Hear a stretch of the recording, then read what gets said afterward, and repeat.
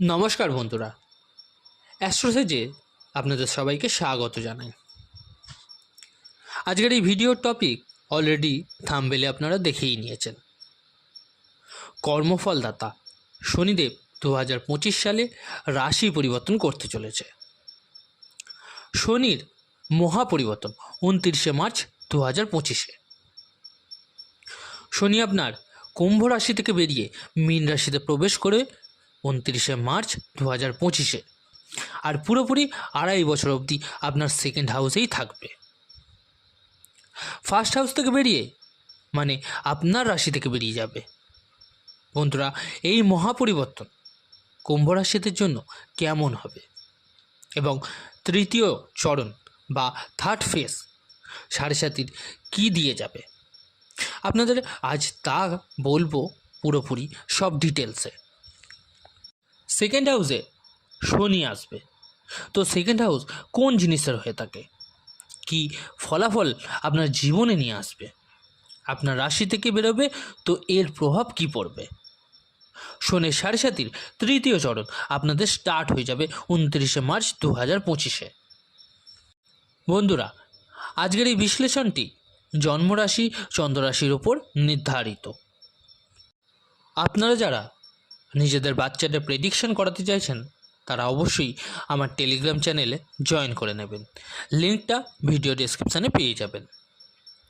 আর যে সকল বন্ধুরা নিজেদের রেমেডিস বা প্রতিকারের জন্য স্টোন ব্যবহার করতে চাইছেন তারা অবশ্যই এই ভিডিও ডেসক্রিপশানে আরেকটি লিঙ্ক দেওয়া থাকবে, একবার চেক করে নেবেন। নেওয়া না নেওয়াটা সম্পূর্ণ আপনার ওপর, কিন্তু কী ধরনের জিনিস আমি ব্যবহার করতে বলছি একবার দেখে নেবেন। আপনার 11 নম্বরের রাশি কুম্ভ রাশি, আপনার সেকেন্ড হাউসে শনি প্রবেশ করবে 29শে মার্চ 2025-এ। আর শনি দৃষ্টি কোথায় কোথায় পড়বে, আপনার 4th হাউসে পড়বে, আপনার 8th হাউসে পড়বে এবং আপনার 11th হাউসেও পড়বে। আপনার 4th, 8th এবং 11th শনির দৃষ্টি পড়বে। আর শনি স্বয়ং 12th এবং ফার্স্ট হাউসের মালিক হয়। যখনই শনি কুম্ভ রাশি থেকে বেরোবে, কুম্ভ রাশি থেকে মানে চন্দ্র থেকে বেরোবে, চন্দ্র মানে মন থেকে বেরোবে, মন থেকে বেরোবে মানে আপনার মানসিক অবসাদ বের করিয়ে বেরোবে। আচ্ছা, আপনি কি জানেন যে সাড়ে সাতির মানে কি, আর সাড়ে সাতি লাগলে কোন গ্রহ সব থেকে দুর্বল হয়ে যায়, কোন গ্রহে সব থেকে বেশি এফেক্ট পড়ে? সেটা হলো চন্দ্র। কারণ চন্দ্রের পেছনে যখন শনি থাকে এক ঘর পেছনে, তখনই তো সাড়ে সাতি লাগে। আর শাস্ত্রে বলা আছে চন্দ্রের সব থেকে বড় শত্রু শনি। আর চন্দ্র মনের কারক, আমাদের ভাবনার কারক, আমাদের কল্পনার, চিন্তার, শক্তির সব কিছুর কারক চন্দ্র। তো চন্দ্র পীড়িত হয়ে যায় যখনই সাড়ে সাতি লাগে। আর যে সেকেন্ড ফেজ বা দ্বিতীয় চরণ, তাতে তো চন্দ্রের সাথে শনি অবস্থান করে, যা এবার আপনার রাশি থেকে বেরিয়ে যাবে। তো এর সব থেকে প্রথম রেজাল্ট আপনি এটা পাবেন, আপনার মনে যে অবসাদ ছিল অনেক বেশি, যে মেন্টাল টেনশানে ছিলেন, স্ট্রেসে ছিলেন, অ্যাংজাইটিতে ছিলেন, নিজের কেরিয়ারকে নিয়ে, স্পেশালি নিজের লাভ রিলেশনকে নিয়ে, সে লাভ হোক, ম্যারেড লাইফ হোক, আপনি সমস্যায় ছিলেন, অস্থিরতায় ছিলেন।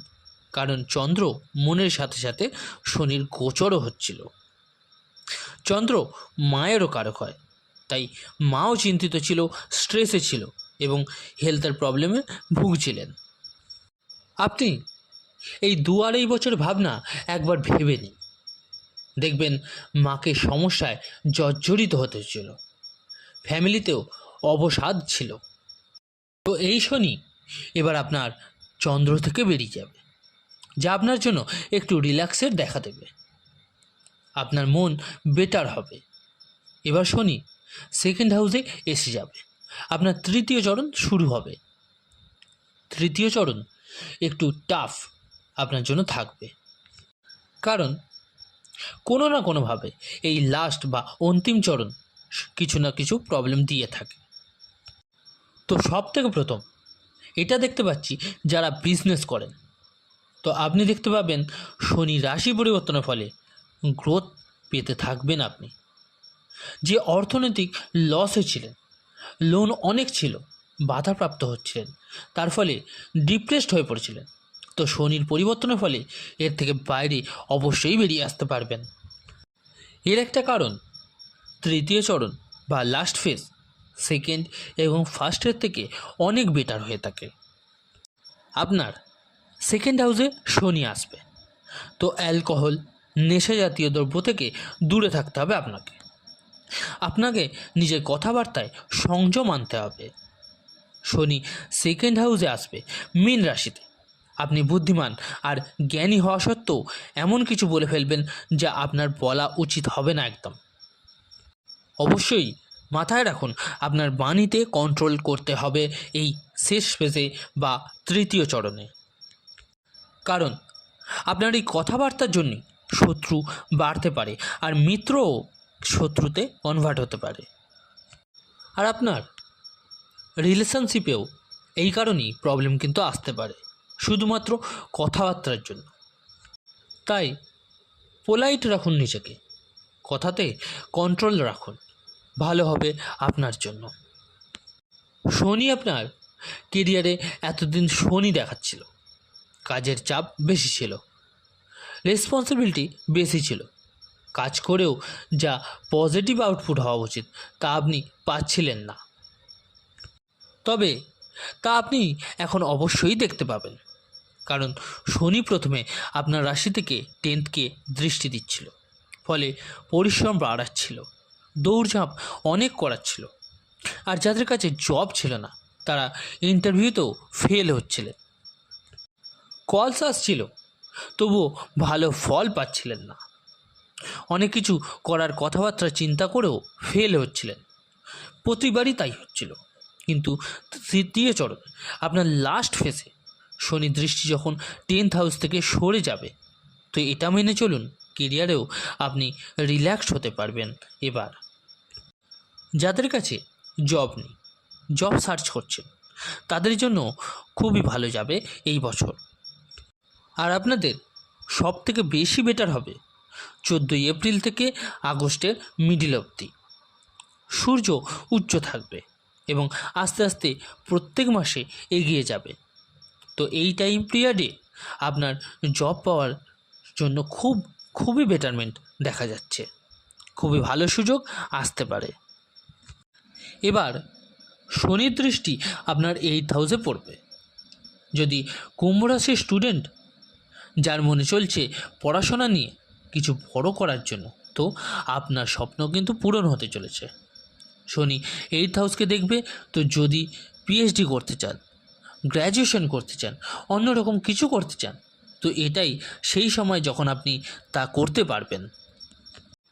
Occult knowledge, deep knowledge, spiritual এগুলো আপনার মধ্যে কিন্তু বাড়তে দেখা যাবে। কিন্তু শনি 8th হাউসে থাকবে, তাই যাই যানবাহন চালান, সাইকেল হোক, বাইক হোক, তো দেখে বুঝে চালাবেন।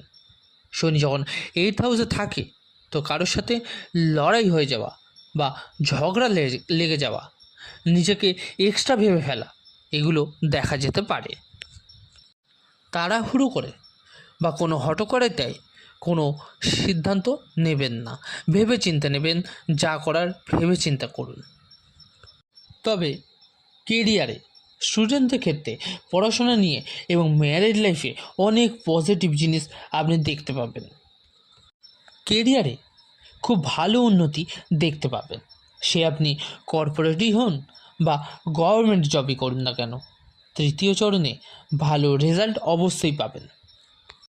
কারণ যে অস্থিরতা বা কাজের চাপ ছিল আপনার মধ্যে, সেগুলো নিয়ে আপনার কাজ করা ঠিক হবে কি ঠিক হবে না, সেই সম্পূর্ণ সিদ্ধান্তটা খুব ভেবেচিন্তে নেবেন। এবার শনির দৃষ্টি আপনার 11th হাউসে, মানে আপনার লাভ স্থানে।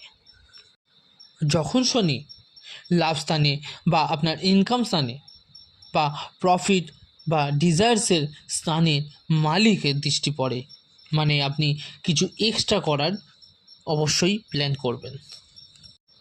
আপনি জব করেন, তো জবের সাথে অন্য যে কোনো ধরনের কাজ বা বিজনেস করেন তো আরও সেটাকে বাড়ানোর চেষ্টা অবশ্যই করবেন, কারণ 11th হাউসে আপনার শনির দৃষ্টি পড়ার কারণে একটু সময় লাগবে, একটু ডিলে করাবে, কিন্তু ইনকাম আসবে।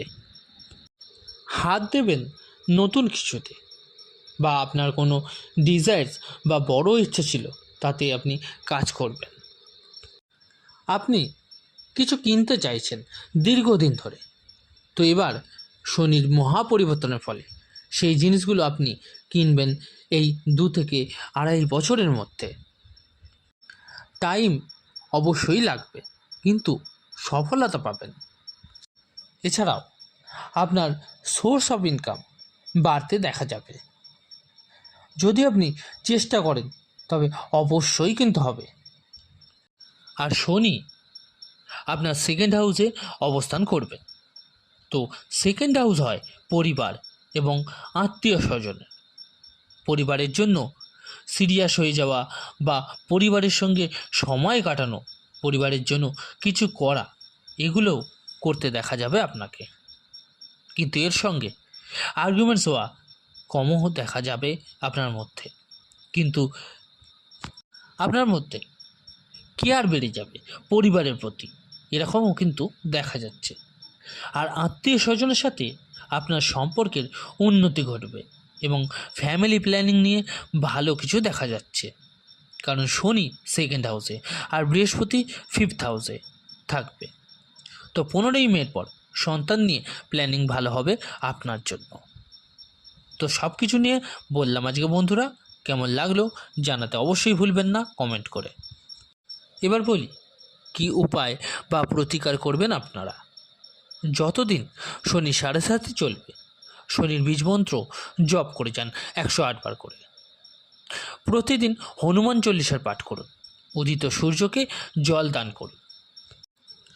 আর ভিডিওটি ভালো লাগলে অবশ্যই লাইক ও শেয়ার করতে ভুলবেন না। আর যে সকল বন্ধুরা নতুন শুনছেন তারা অবশ্যই চ্যানেলটিকে সাবস্ক্রাইব করে নেবেন। ধন্যবাদ।